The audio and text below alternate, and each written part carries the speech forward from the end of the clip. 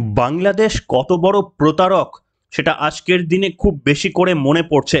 তার কারণ ১৬ই ডিসেম্বর এতদিন পর্যন্ত বিজয় দিবস হিসাবে পালিত হয়ে আসছিল বাংলাদেশে। এর কারণ হচ্ছে বাংলাদেশ ওই দিনেই স্বাধীনতা লাভ করেছিল পশ্চিম পাকিস্তানের থেকে আলাদা হয়ে মিত্রশক্তি ভারতের সহায়তায় পূর্ব পাকিস্তান নামক দেশটি বাংলাদেশের জন্ম দেয় ভারতের বীর সেনাদের সাহায্য নিয়ে। আর আজকের দিনে আপনাদের গল্প করব যে এই সমস্ত মৌলবাদী নেতা থেকে শুরু করে মোহাম্মদ ইউনূসের মতো একেবারেই এই ধরনের যে সমস্ত স্বৈরতান্ত্রিক প্রশাসন রয়েছে, যারা ১৬ই ডিসেম্বরের স্বীকৃতিকে পর্যন্ত অস্বীকার করছেন। আজকে ভারতবাসী হিসাবে আপনাদের জানাটা প্রয়োজন যে সেই দিন বাংলাদেশের জন্য ভারত কি আত্মত্যাগ করেছিল। কেনই বা হঠাৎ করে পূর্ব পাকিস্তান অর্থাৎ বাংলাদেশ নামক একটি দেশকে জন্ম দেওয়ার জন্য ভারতবর্ষের হাজার হাজার সৈন্যরা তারা আত্মবলিদান কেন দিলেন, সেই রোমহর্ষক গল্প শোনাবো আপনাদের। এবং গল্পটি শোনার পর আপনারা বুঝতে পারবেন এই মৌলবাদ বাংলাদেশ কত বড় গদ্দার। মির্জাফরের গদ্দারি আপনারা দেখেছেন, সেই রক্তই বোধহয় বাংলাদেশের মানুষের মধ্যে রয়ে গিয়েছিল, সেটা বোধহয় বুঝতে পারেননি তখনকার দিনের প্রশাসক ইন্দিরা গান্ধী। আজকে আপনাদের পর্বের মধ্যে কোথাও কোথাও রিয়েল ফুটেজও দেখানোর চেষ্টা করব। আসুন আজকের পর্বটা অত্যন্ত গুরুত্বপূর্ণ শুরু করি এটা বোঝার জন্য যে কত বড় গদ্দার একটা দেশ হতে পারে এই মোহাম্মদ ইউনূসের বাংলাদেশ। আপনারা সকলেই জানেন যে ১৯৪৭ সালে ভারত এবং পাকিস্তানকে ধর্মের ভিত্তিতে ভাগ করে দিয়েছিল তদানীন্তন ইংরেজ প্রশাসন, এবং তাতে স্বাক্ষর করেছিলেন জওহরলাল নেহেরু থেকে মোহাম্মদ আলী জিন্নাহ সহ অনেকেই। খুব স্বাভাবিকভাবেই আপনাদের মনে প্রশ্ন উঠতে পারে যে ধর্মের ভিত্তিতে দুটো দেশ ভাগ হলেও তাহলে বাংলাদেশ কোথা থেকে এলো। এইখানেই গল্পটা আপনাদের বলবো যে ১৯৪৭ সালে পাকিস্তানের জন্মের পর অর্থাৎ ধর্মের ভিত্তিতে যখন মুসলমানদের জন্য একটা পাকিস্তান বলে দেশ করে দেওয়া হলো, সেখানে কার্যত দুটো দেশ জড়িত ছিল যাদের ভৌগোলিক কিছুটা দূরত্ব ছিল। একটি ছিল পূর্ব পাকিস্তান, একটি হচ্ছে পশ্চিম পাকিস্তান, যা বর্তমানে পাকিস্তান। এবং পশ্চিম পাকিস্তান অর্থাৎ বর্তমানে যে পাকিস্তান দেশ, সেখানকার লোকেরা ১৯৪৭ সাল থেকেই উর্দুতে কথা বললেও পূর্ব পাকিস্তান বর্তমানের বাংলাদেশ তাদের প্রধান ভাষা ছিল বাংলা। ১৯৪৭ সালের ডিসেম্বর মাসে ঢাকা বিশ্ববিদ্যালয়ের কিছু ছাত্রছাত্রীরা তারা বিক্ষোভ দেখায় যে বাংলা ভাষাকে সরকারি স্বীকৃতি দিতে হবে। কিন্তু মোহাম্মদ আলী জিন্নাহ ১৯৪৮ সালের মে মাসে ঢাকা সফর করে একটি কঠোর বার্তা দিয়েছিলেন। তিনি বলেছিলেন গোটা পাকিস্তান জুড়ে উর্দুই হবে একমাত্র সরকারি ভাষা, অর্থাৎ বাংলা ভাষার গ্রহণযোগ্যতা মেনে নেননি মোহাম্মদ আলী জিন্নাহ ১৯৪৮ সালেই। এবং সেইখান থেকেই কিন্তু এই ভাষা আন্দোলনের সৃষ্টি হয়। গোটা পৃথিবীর মধ্যে বাংলাদেশই এমন একটা দেশ যারা ভাষা আন্দোলনের মধ্যে দিয়েই তাদের সৃষ্টি হয়েছিল। এবং ১৯৫২ সাল থেকে পূর্ব পাকিস্তান জুড়ে এই ভাষা আন্দোলন তীব্র থেকে তীব্রতর হয়ে ওঠে। আর তার প্রেক্ষিতেই ১৯৫৫ সালে আওয়ামী লীগ প্রতিষ্ঠা হয়, যা প্রতিষ্ঠা করেছিলেন বঙ্গবন্ধু শেখ মুজিবুর রহমান। এবং শুধু ভাষা নয়, পশ্চিম পাকিস্তান ও পূর্ব পাকিস্তানের মধ্যে সংস্কৃতিরও প্রচুর তফাৎ ছিল। যেখানে পূর্ব পাকিস্তানের মানুষদের সঙ্গে ভারতের অনেকটা মিল পাওয়া যেত, সেখানে পশ্চিম পাকিস্তানের সঙ্গে ভারতের কোনো সংস্কৃতির মিল পর্যন্ত ছিল না। এবং শুধু তাই নয়, আপনারা জানলে অবাক হয়ে যাবেন যে ১৯৫১ সালে পাকিস্তানে যখন আদমশুমারি হয়েছিল অর্থাৎ জনগণনা হয়েছিল, সেই ১৯৫১ সালের জনগণনার ভিত্তিতে পূর্ব পাকিস্তানে জনসংখ্যা যেখানে ছিল ৪২ মিলিয়ন, সেখানে পশ্চিম পাকিস্তানে ছিল মাত্র ৩৩.৭ মিলিয়ন। অর্থাৎ এক সময় পশ্চিম পাকিস্তানের থেকে পূর্ব পাকিস্তানে বেশি মানুষ বসবাস করত। এবং ভৌগোলিকভাবেও পূর্ব পাকিস্তান বর্তমানের যেটা বাংলাদেশ, সেটা একটা নদীমাতৃক অঞ্চল ছিল যেখানে প্রচুর বৃষ্টিপাত হতো এবং অত্যন্ত উর্বর মাটি ছিল পশ্চিম পাকিস্তানের থেকে, যেখানে খুব ভালো কৃষিকাজ হতো।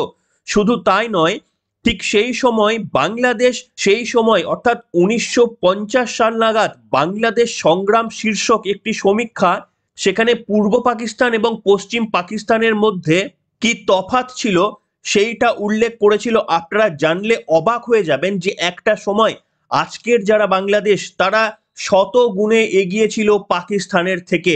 একেবারে মিথ্যে নয়, সত্য কথা, আপনাদের প্রমাণ দেখাচ্ছি। দেখুন আপনারা এই চার্টটি, বাংলাদেশ সংগ্রাম শীর্ষক একটি সমীক্ষায় এই তথ্য উঠে এসেছিল। কি তথ্যটা? না, পপুলেশন গ্রোথ 1951 সাল থেকে 1970 সাল, আমি শুধু 1951 সালের কথা বলছি।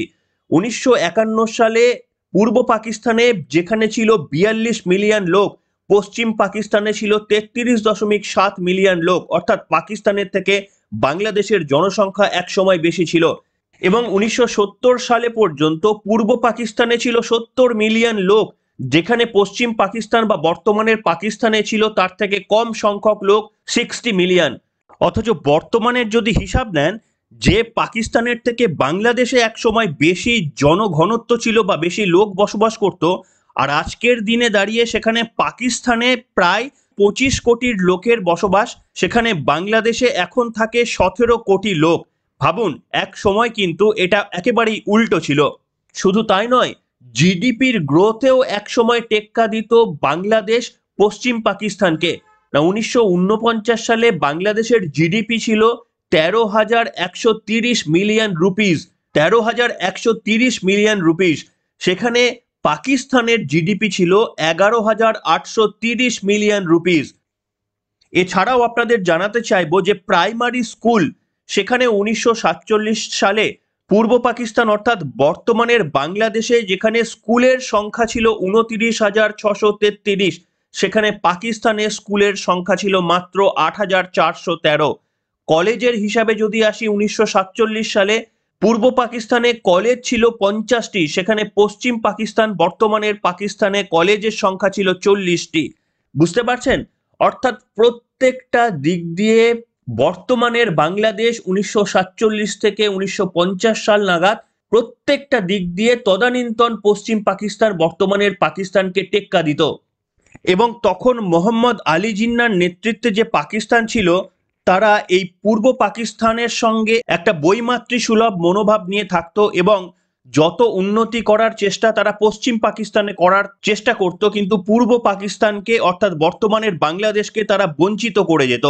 এবার আসি সেই সময় রাজনৈতিক কি পরিস্থিতি ছিল। আপনারা হয়তো জানেন যে মুসলিম লীগ, যেটা একসময় পশ্চিমবঙ্গকেও শাসন করেছিল, সুরাবর্দী পশ্চিমবঙ্গের প্রাক্তন মুখ্যমন্ত্রী, প্রথম মুখ্যমন্ত্রী ছিলেন, সেই সুরাবর্দী যে পার্টি করতেন তার নাম হচ্ছে মুসলিম লীগ। এবং সেই মুসলিম লীগও কিন্তু গোটা পাকিস্তানকে কিন্তু সেই সময় রাজনৈতিকভাবে শাসন করত। 1954 সালে প্রথমবার মুসলিম লীগকে পরাজিত করে যুক্ত ফ্রন্ট নামে একটি জোট, যেটি পশ্চিম পাকিস্তান এবং পূর্ব পাকিস্তান গোটা পাকিস্তানকে শাসন করেছিল। অর্থাৎ যুক্ত ফ্রন্ট তারা মুসলিম লীগকে হটিয়ে দিয়ে তারা গোটা পাকিস্তান জুড়ে ক্ষমতা দখল করেছিল। কিন্তু এইখানেই আসছে এবার শেখ মুজিবুর রহমানের অংশগ্রহণ। 1954 সালে তাদের জন্ম হয়েছিল, কিন্তু 1966 সালের ফেব্রুয়ারি মাসে আওয়ামী লীগের শেখ মুজিবুর রহমান 1970 সালে পাকিস্তানের সাধারণ নির্বাচনের পর একটি মুক্তি আন্দোলনের রূপান্তরিত হয় এবং পাকিস্তানের 7ই ডিসেম্বর 1970 সালে প্রথম সাধারণ নির্বাচন যেটা পরিচালিত হয়েছিল, এবং পাকিস্তানের 7ই ডিসেম্বর 1970 সালে প্রথম সাধারণ নির্বাচন হয়েছিল, যেখানে প্রতিদ্বন্দ্বিতা করেছিলেন পশ্চিম পাকিস্তানে অবস্থিত জুলফিকার আলী ভুট্টোর পাকিস্তান পিপলস পার্টি আর পূর্ব পাকিস্তানে অবস্থিত শেখ মুজিবুর রহমানের আওয়ামী লীগ।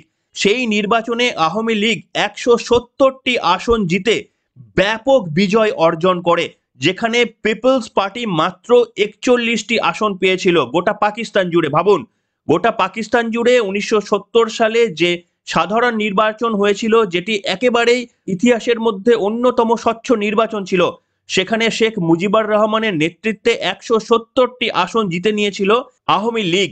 কিন্তু তাদের কাছে ম্যান্ডেট থাকা সত্ত্বেও, ক্ষমতায় আওয়ামী লীগ গোটা পাকিস্তানকে শাসন করবে এই জনমত থাকা সত্ত্বেও, জোর করে জুলফিকার আলী ভুট্টো পিপলস পার্টির তিনি কিন্তু এর বিরোধিতা করেছিলেন এবং এই রেজাল্টকে কিছুতেই তারা মেনে নেয়নি।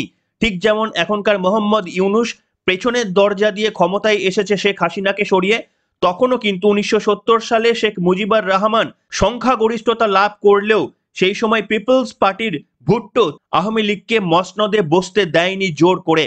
এর ফলেই পূর্ব এবং পশ্চিম পাকিস্তানের মধ্যে একেবারেই দাঙ্গা শুরু হয়ে যায় এবং 1971 সাল নাগাদ কিন্তু এই দাঙ্গা শুরু হয় এবং এরপরেই শুরু হয় অপারেশন সার্চ লাইট। আপনারা হয়তো অনেকেই নাম শুনেছেন।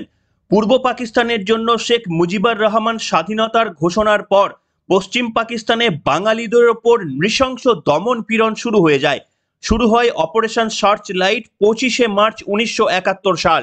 সেই সময় বাংলাদেশি 4 লক্ষ মহিলাকে ধর্ষণ করে তাদের ওপর অত্যাচার করা হয়। ভাবুন, একবার ভেবে দেখুন, 4 লক্ষ বাংলাদেশি মহিলাদের ওপর অত্যাচার করা হয়েছে। যে পাকিস্তান অত্যাচার করেছিল সেই পাকিস্তানকে আজকে বন্ধু বলছে বর্তমান বাংলাদেশের মানুষ, মোহাম্মদ ইউনূস এবং তাদের প্রশাসনের কর্তা ব্যক্তিরা। একবার উলট পুরাণটা ভাবুন। আজকের যারা প্রজন্ম রয়েছে তাদেরই তো কেউ মা ঠাকুমা বা তাদেরই তো বংশধর ছিল। তাদের বংশধরের ওপর যখন পাকিস্তান অত্যাচার করেছিল সেই তথ্য জানার পরেও সেই ধর্ষকদেরই সমর্থন করছে বর্তমানের বাংলাদেশ প্রশাসন থেকে শুরু করে বাংলাদেশের এই সমস্ত মানুষ। এবং সেই সময় পশ্চিম পাকিস্তান নিজের দেশ অর্থাৎ পূর্ব পাকিস্তানের লোকজনের ওপর এমনই অত্যাচার শুরু করে যে সেখানকার বাংলাদেশের প্রচুর হিন্দু মুসলমান নির্বিশেষে, বিশেষ করে হিন্দুরা, তারা দেশত্যাগ করে সারি সারিভাবে তারা ভারতবর্ষের দিকে রওনা দেয়। প্রায় 30 মিলিয়ন লোক তারা ভারতবর্ষে ওই 1971 সালের সময় বেড়া টপকে চলে আসে এবং ভারত তাদেরকে বিভিন্ন জায়গায় আশ্রয় দিয়েছিল। নিজেদের আর্থিক বোঝা চাপা সত্ত্বেও ভারত মুখ বুজে সহ্য করেছিল শুধুমাত্রই নিজের ভাইয়ের মতো করে বাংলাদেশকে বাঁচানোর জন্য। এবং পশ্চিম পাকিস্তানের টার্গেট ছিল আওয়ামী লীগ এবং সরকারি কর্মীরা। আজকেও আপনারা দেখছেন বাংলাদেশের বর্তমান পরিস্থিতি, আওয়ামী লীগের নেতৃত্ব দেখলে কিংবা হিন্দুদের দেখলে সে দেশের মানুষ কিভাবে তেড়ে যাচ্ছে আপনারা দেখছেন। ঠিক একই কাণ্ড ঘটেছিল কিন্তু ওই সময় পশ্চিম পাকিস্তানের লোকজন, তাদের মূলত টার্গেট ছিল আওয়ামী লীগের নেতৃত্বরা এবং হিন্দু সম্প্রদায়ের মানুষরা। কিন্তু পশ্চিম পাকিস্তানের সবথেকে বিড়ম্বনার বিষয় হলো, তার কারণ আপনারা বুঝতেই পারছেন, ম্যাপটা দেখলেই বুঝতে পারবেন যে পাকিস্তান এবং বাংলাদেশের মধ্যে সেই অর্থে কোনো লিঙ্ক নেই। প্রায় 1000 মাইলের একটা ভৌগোলিক বিচ্ছিন্নতা রয়েছে।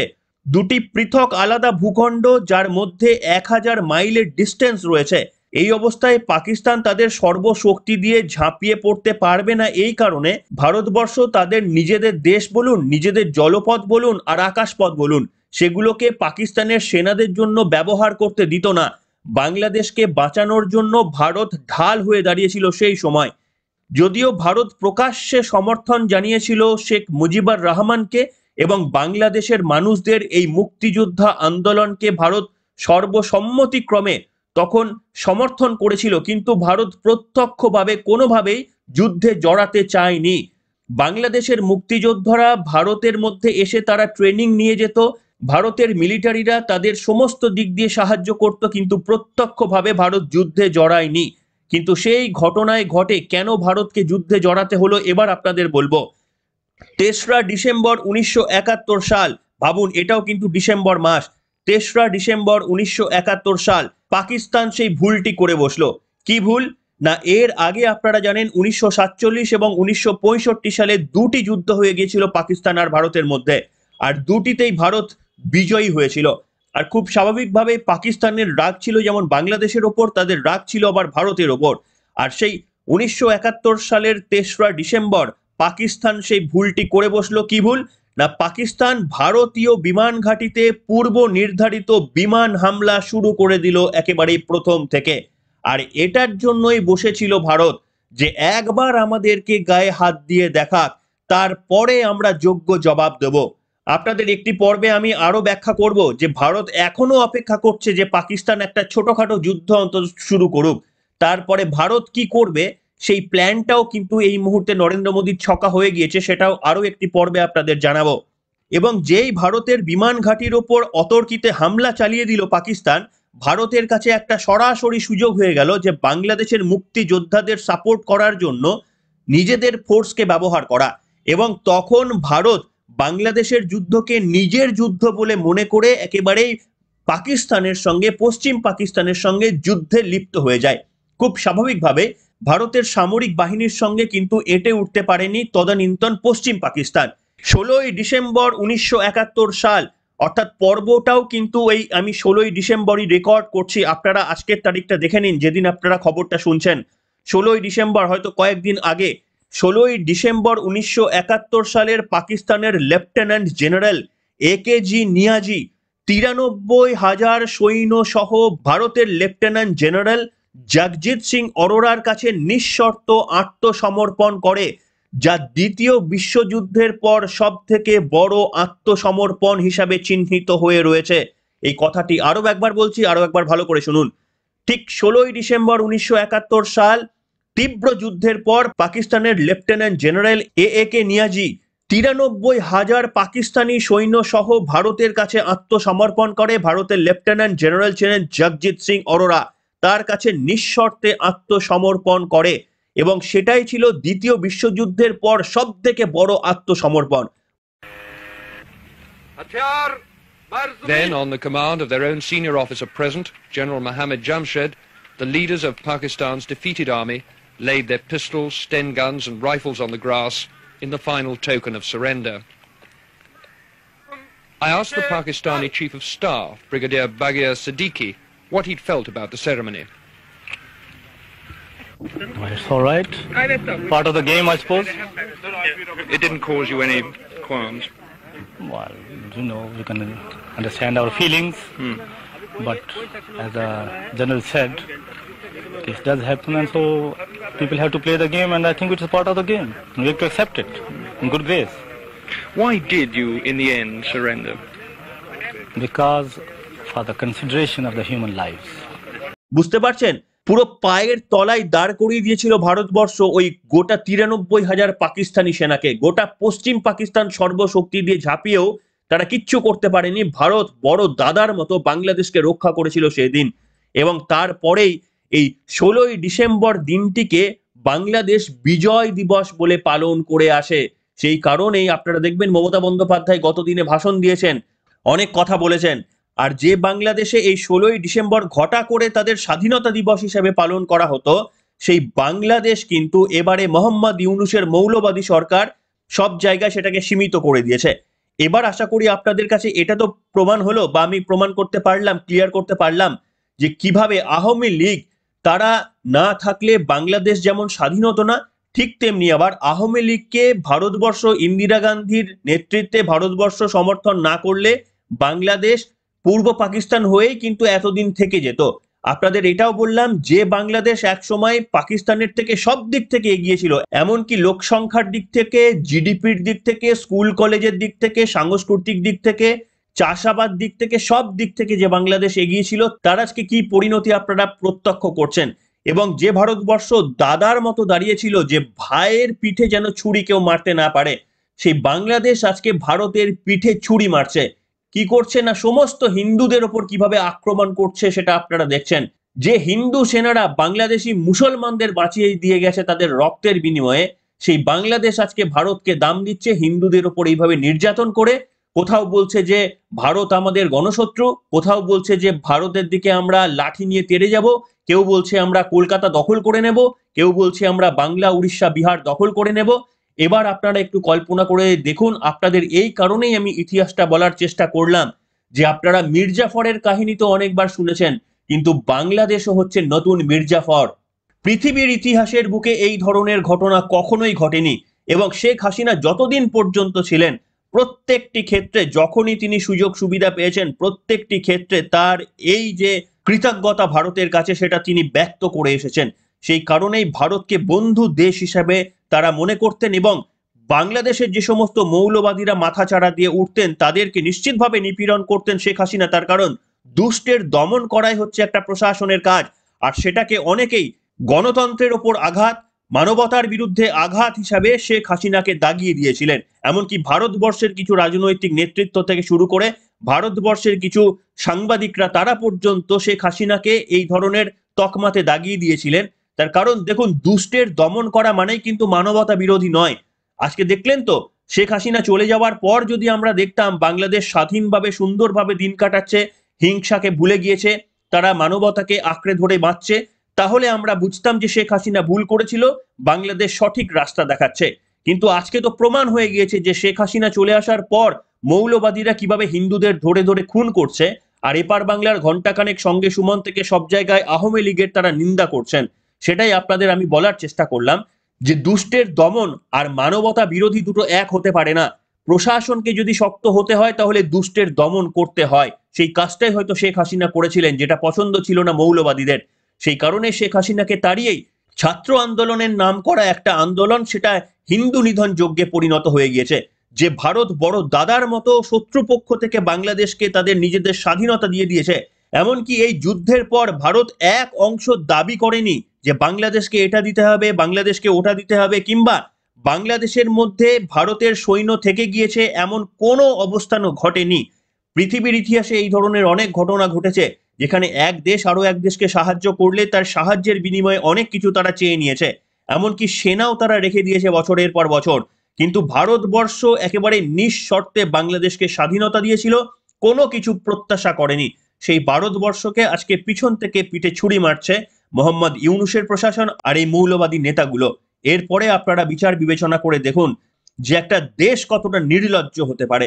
এই মির্জাফরের রক্তই এদের গায়ে রয়ে গিয়েছে বলে তাই এরাই এই ধরনের আচরণ করছে। আপনারা কি বলবেন? এই তথ্যগুলো নিশ্চিতভাবে আপনাদের সমৃদ্ধ কিছুটা হলেও করেছে বলে আশা করি। তাই যদি আপনাদের একটুও সমৃদ্ধ করে থাকে, অন্তত আমাদের পাশে থাকবেন, এই খবরগুলো আরো বেশি করে যেন আপনাদের সামনে পৌঁছে দিতে পারি, সেই প্রচেষ্টাটা যেন চালিয়ে যেতে পারি, তার জন্য এনকারেজমেন্ট করতে দয়া করে পর্বগুলো একটু শেয়ার করুন। বেশি লোক দেখলে তাহলে আমরাও এনকারেজ ফিল করি, আরো নতুন নতুন তথ্য আপনাদের সামনে নিয়ে আসবো।